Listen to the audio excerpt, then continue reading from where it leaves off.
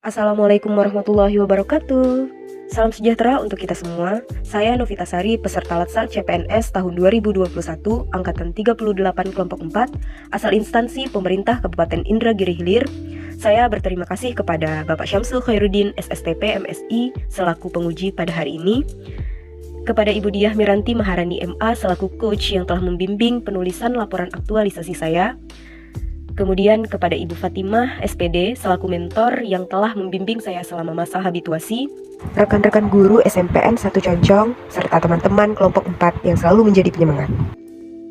Pada hari ini izinkan saya untuk memaparkan laporan aktualisasi yang berjudul Peningkatan Motivasi Belajar Matematika Siswa melalui kuis berbasis game Quizzes pada siswa kelas 7 di SMP Negeri 1 Concong. Selamat menyaksikan. Berikut kegiatan aktualisasi yang saya lakukan selama 30 hari kerja masa habituasi. Kegiatan pertama yaitu telaahan staf yang saya lakukan pada tanggal 27 sampai 28 Oktober. Tahapan kegiatannya yaitu merancang draft telaahan staf, menyampaikannya kepada kepala sekolah, lalu mengkonsultasikannya dan menetapkan kegiatan yang akan dilakukan selama aktualisasi. Kendala yang ditemukan yaitu belum adanya bentuk naskah telaahan staf untuk instansi, lalu solusinya adalah mencari referensi di Google dan kepada teman. Output yang dihasilkan yaitu surat telaahan staf yang ditandatangani mentor. Kegiatan kedua yaitu mengkonsultasikan rancangan aktualisasi dengan mentor atau kepala sekolah. Kegiatan ini dilakukan pada 28 Oktober 2021 sampai dengan 30 November 2021. Tahapan kegiatannya yaitu yang pertama adalah mengatur jadwal pertemuan, lalu menyampaikan gagasan dan rancangan aktualisasi. Yang ketiga yaitu mengajukan surat persetujuan, kemudian menerima masukan dan saran dari mentor, lalu membuat notulensi pertemuannya. Kendala yang didapatkan yaitu ketika mentor tidak ada di tempat dan solusinya adalah melakukan konsultasi melalui WhatsApp. Berikut foto kegiatan konsultasinya, lalu outputnya adalah surat persetujuan yang disetujui oleh mentor. Lalu output yang kedua yaitu notulensi berupa saran. Kegiatan ketiga yaitu melakukan koordinasi dengan guru matematika senior terkait kegiatan yang akan dilaksanakan. Kegiatan ini dilakukan pada 30 Oktober 2021 sampai dengan 18 November 2021. Tahapan kegiatannya yaitu menyampaikan rancangan aktualisasi, lalu meminta saran, pendapat, dan dukungan terhadap aktualisasi mengenai RPP, materi, dan pembelajaran menggunakan Quizzes. Lalu mendiskusikan materi yang sesuai dengan indikator soal, yaitu soal pretest, kuis, dan posttest. Kendala yang didapatkan yaitu guru senior matematika adalah mentor sendiri, lalu solusinya adalah memanfaatkan koordinasi terpusat kepada mentor. Output yang dihasilkan yaitu notulensi berupa saran. Kegiatan yang keempat yaitu melakukan evaluasi awal atau pretest yang dilaksanakan pada 1 dan 2 November 2021.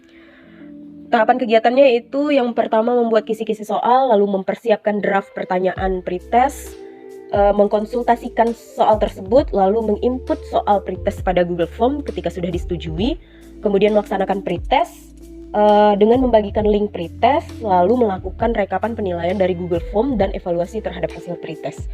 Kendala yang didapatkan yaitu keterbatasan waktu saat melakukan pretest dan siswa login lebih dari 1 kali. Solusinya adalah meminta izin tambahan jam dan menganalisis ulang.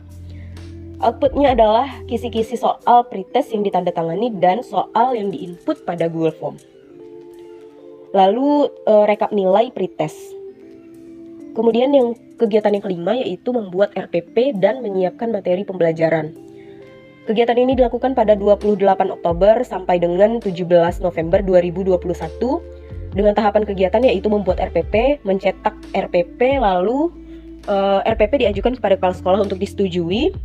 Lalu yang keempat melakukan telaahan materi pembelajaran dan terakhir mencari referensi mengenai materi dalam bentuk media pembelajaran. Kendala yang didapatkan yaitu materi di buku cetak itu sulit untuk dipahami, lalu solusinya adalah penggunaan media makro, media flash, dan PPT di internet. Lalu output yang dihasilkan adalah RPP yang disetujui dan materi yang sesuai dalam media pembelajaran. Kegiatan yang keenam yaitu menyusun kuis berbasis game Quizzes. Kegiatan ini dilakukan pada tanggal 5 sampai 16 November 2021 dengan tahapan kegiatan yaitu membuat kisi-kisi soal sesuai dengan indikator, mencari referensi bagaimana pembuatan soal di aplikasi atau web Quizzes. Yang ketiga adalah mengkonsultasikan soalnya. Yang keempat adalah menginput soal kuis ke dalam web Quizzes. Kendala yang didapatkan yaitu soal yang diinput bisa tidak tersimpan program. Solusinya adalah harus teliti dan hati-hati dalam penginputan. Output yang didapatkan yaitu soal kuis yang disetujui dan soal yang diinput di kuisis. Kegiatan yang ketujuh yaitu melaksanakan kegiatan pembelajaran dengan menerapkan RPP yang telah dirancang. Kegiatan ini dilaksanakan pada 1 sampai 19 November 2021. Pembelajaran ini terdiri dari 2 siklus atau 2 pertemuan dengan tahapan pembelajaran sebagai berikut: kegiatan awal, kegiatan inti, dan kegiatan akhir yang di dalamnya adalah ada evaluasi pembelajaran diikuti dengan penggunaan media kuis berbasis game kuisis.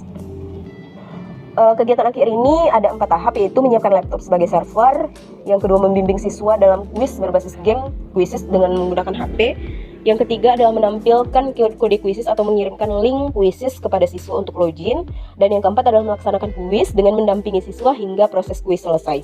Kendala yang dihadapi itu ada 3. Yang pertama, ketidakcukupan jangkauan koneksi WiFi, itu solusinya menggunakan koneksi pribadi. Siswa tidak mempunyai HP, itu solusinya adalah menggunakan HP keluarga atau guru. Siswa login lebih dari 1 kali, solusinya adalah menghapus akun yang login di kuisis. Output yang dihasilkan adalah pembelajaran yang menyenangkan. Saya sangat senang menggunakan aplikasi kuisis untuk pembelajaran matematika, dan saya juga suka dimana saya harus bersaing dengan teman-teman dan juga agak sedikit canggung, dan saya bisa membuat prestasi saya sendiri. Saya menggunakan aplikasi kuisis karena ada animasi penyemangat setiap saya mengerjakan soal dibandingkan belajar biasa.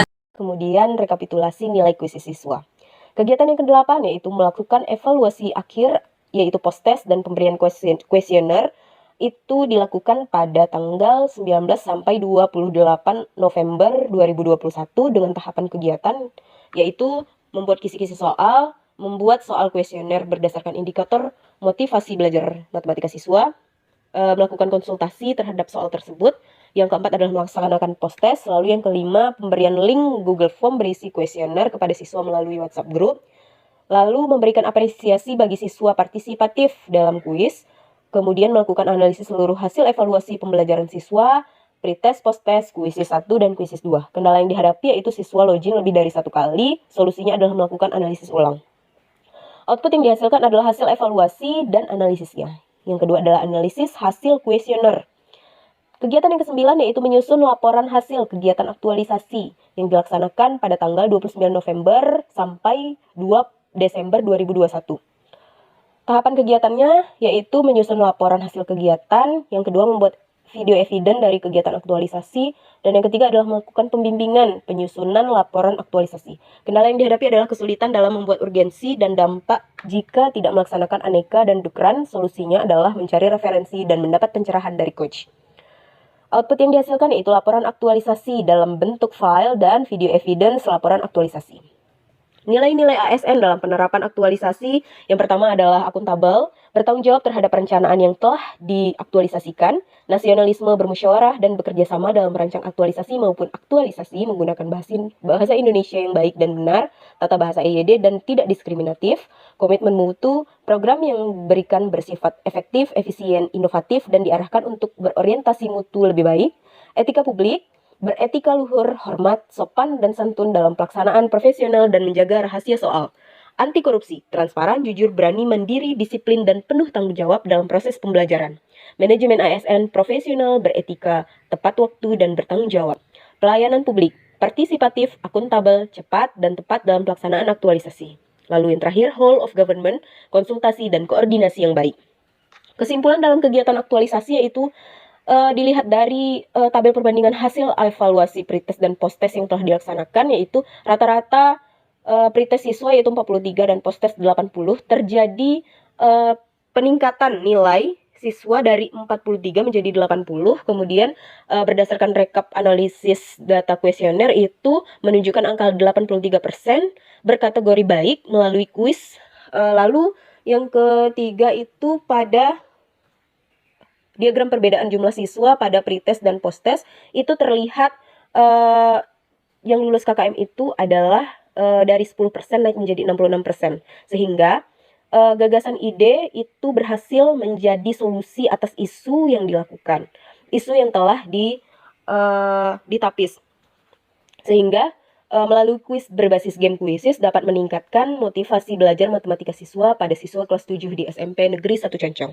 Lalu urgensi Aneka dan Dukran itu pada kegiatan aktualisasi itu penting dilaksanakan untuk mencapai kegiatan aktualisasi yang efektif dan bermutu mewujudkan visi dan misi SMP Negeri 1 Concong.